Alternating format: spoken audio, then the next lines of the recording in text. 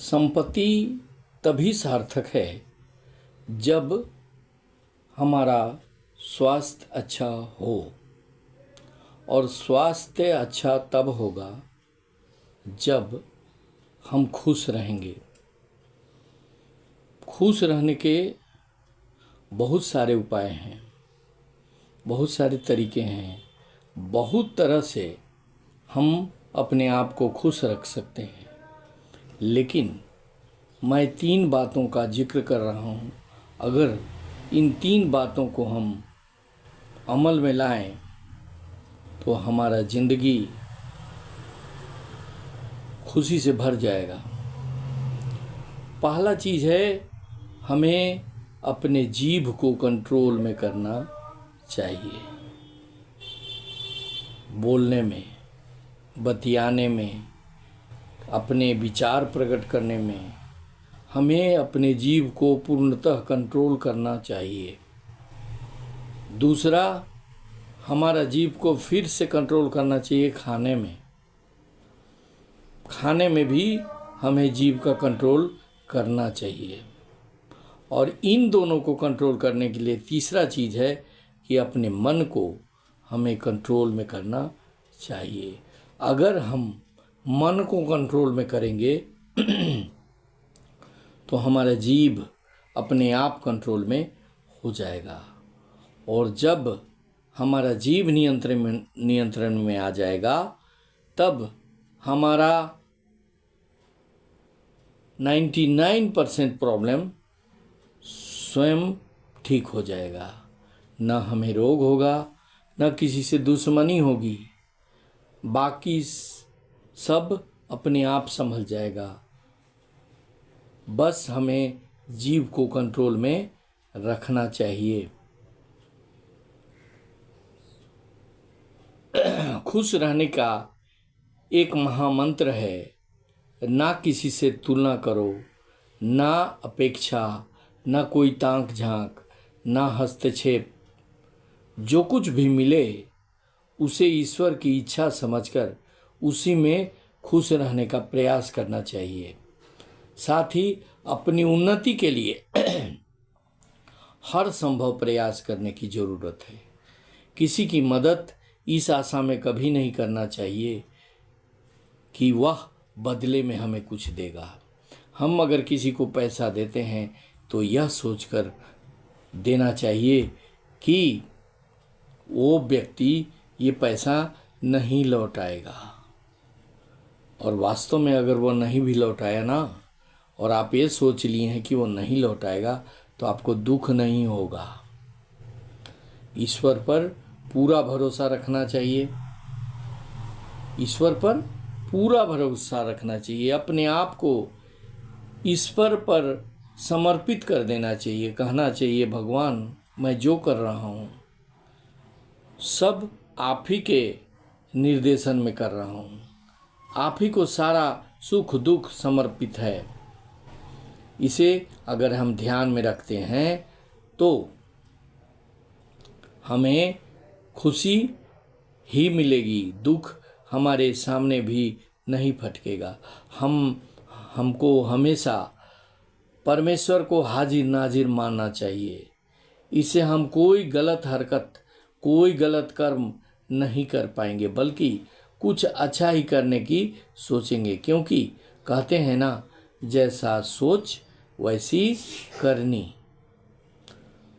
दूसरा, हर रिश्ता, हर परिस्थिति, हर घटना हो या दुर्घटना हो, जैसे भी हालत हो, हमेशा हमें उनसे प्यार करना चाहिए।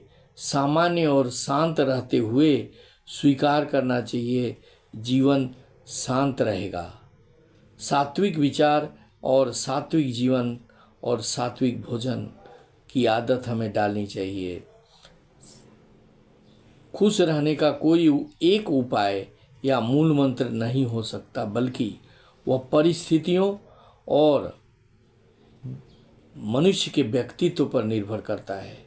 फिर भी देखा जाए तो खुश रहने के लिए हमें अपनी परिस्थिति के साथ अपने आप को अपने आप से सामंजस्य स्थापित करने के साथ ही सकारात्मक सोच रखना जरूरी है। जिंदगी में खुश रहना है तो एक ही मूल मंत्र है कि आप केवल अपने सुख दुख के बारे में सोचें, दुनिया के बारे में ज़्यादा परवाह न करें, तभी आप खुश रहेंगे। ज़्यादातर लोग दुखी इसलिए होते हैं क्योंकि वह अपने दुखों से ज़्यादा दूसरों के सुख से दुखी होते हैं। वो क्यों सुखी है या वो क्यों तरक्की कर रहा है, इसको सोचकर अपने आप के ऊपर दुख को बुलाते हैं, वो दुखी होते हैं। दूसरों के सुख उनसे बर्दाश्त नहीं होता और उससे वो दुखित होते हैं। और बाकी बात अगर कुछ हो तो उसे हमें समझने की आवश्यकता है। हमें यह भी समझना चाहिए कि भगवान की जिंदगी में भी दुख आए थे। हम तो एक आम इंसान हैं और इस जिंदगी का मकसद है सुख और दुख दोनों को भोगना। सुख और दुख दोनों भाई हैं, इसलिए सिर्फ हम सुख की चिंता ना करें। अगर दुख भी आए तो उसे हमें हंसते हंसते बर्दाश्त करना चाहिए। हवा की गति और मस्ती की गति कभी रोकने से नहीं रुकता है। अगर हम रोकना चाहें, कोशिश करें तो यह हमारी सबसे बड़ी बेवकूफ़ी होगी। जब आपको लगता होगा कि इसमें क्या मतलब है, पर यह बात इसमें कि हम अपने मन को हर वक्त यह कहते हैं कि यह अच्छा नहीं है, यह बुरा है, यह खराब चीज़ है।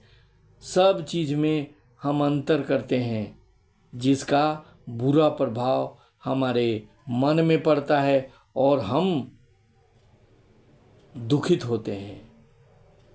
यह हमारा दुख का कारण नेगेटिविटी,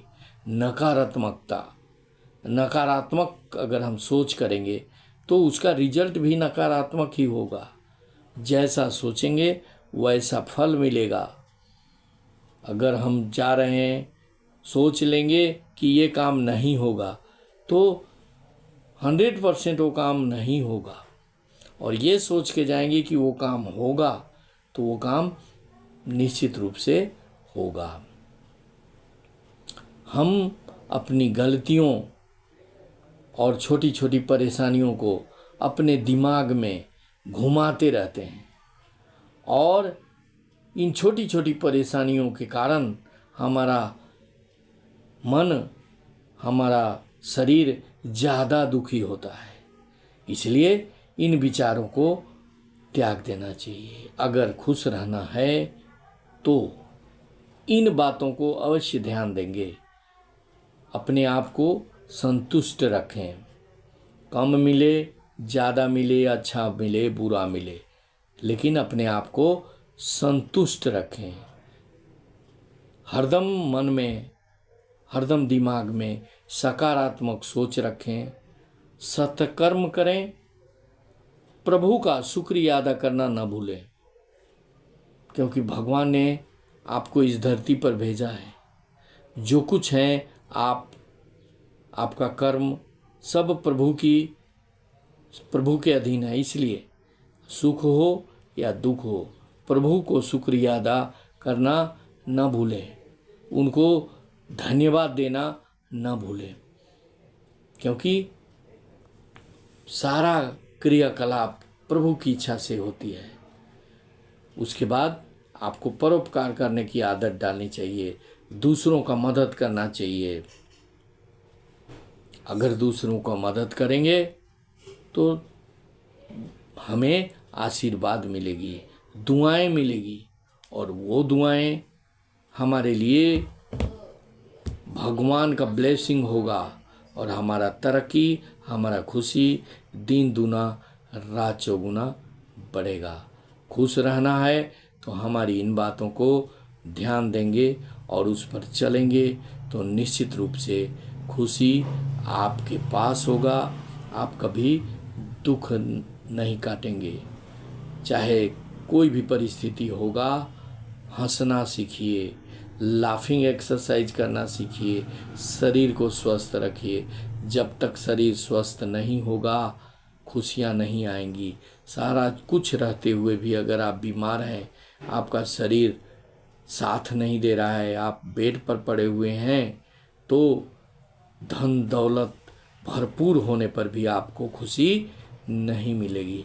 और आप गरीब ही क्यों ना हो, लेकिन आपका शरीर स्वस्थ है, आप अच्छी तरह से खा पी सकते रहे हैं, चल सक रहे हैं, तो थोड़े से चीज़, थोड़े से भोजन, तो आवास, वस्त्र, वही आपके लिए काफ़ी होगा और आपकी खुशियाँ संभालते नहीं समझ लेगी, इतनी खुशियाँ आपके पास होंगी। इसलिए इन सारी बातों को ध्यान देने की आवश्यकता है।